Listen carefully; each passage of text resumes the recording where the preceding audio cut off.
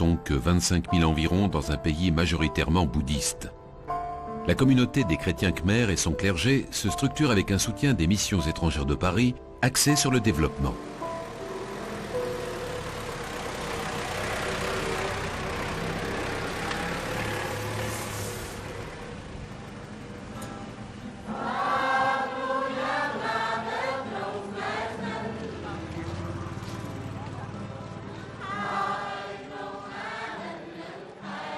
Ce village-là est assez exceptionnel parce qu'actuellement on a environ 120 jeunes qui viennent à la messe tous les dimanches.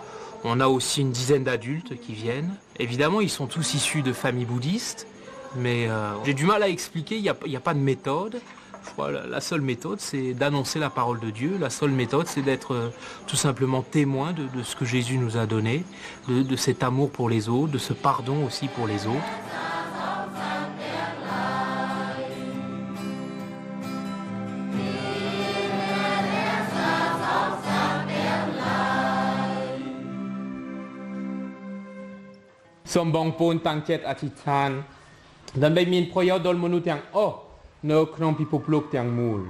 J'assiste à la naissance d'une église et ça c'est un grand bonheur parce que évidemment venant de France, venant d'Alsace, d'une église qui est bien installée, d'une église qui a une longue tradition, ben ici je vis dans une église qui est en train de grandir et puis ensemble en fait on essaye de construire sur la parole de Dieu eh bien une histoire, celle de Dieu.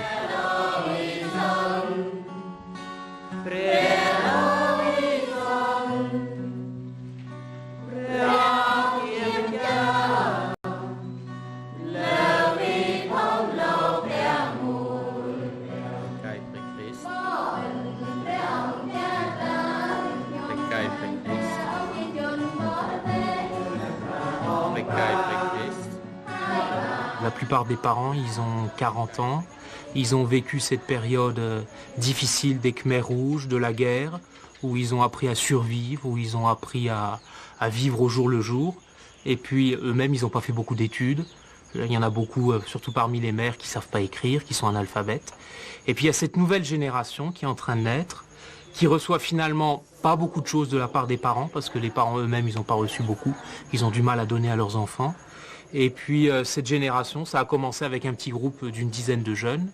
Eh bien, en découvrant l'église, c'est aussi une grande ouverture pour eux. Donc l'idée en fait est venue de commencer un lycée professionnel avec un groupe de 8 professeurs qui viennent du lycée d'à côté. Et puis en plus, 3 sections professionnelles, la soie, l'agriculture et le secrétariat.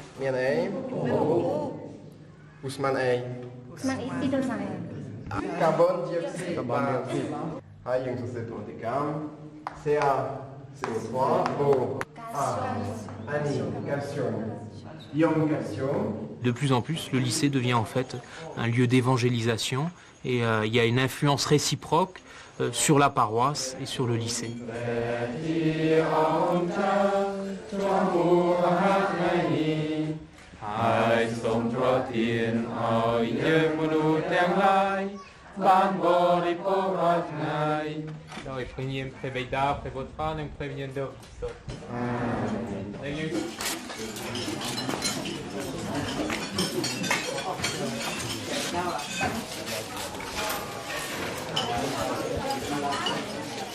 Pour moi, ce qui est important, pour moi, prêtre qui suis ici, c'est de pouvoir aider cette communauté en fait à grandir dans son intégralité, c'est-à-dire de pouvoir aider chaque personne à la fois à grandir humainement, spirituellement, intellectuellement, socialement, économiquement, toutes les dimensions de l'homme puissent être rassemblées et puis évangélisées pour pouvoir grandir, pour pouvoir aller plus loin.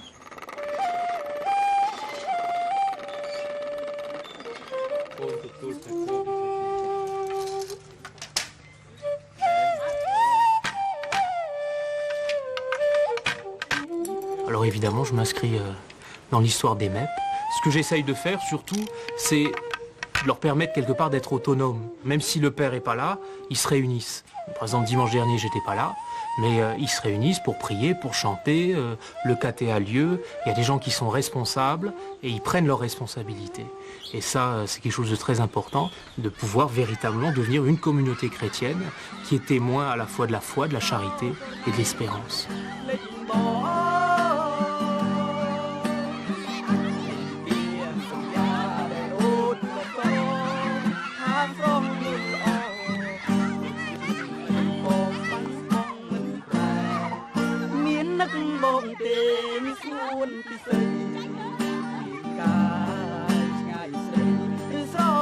Night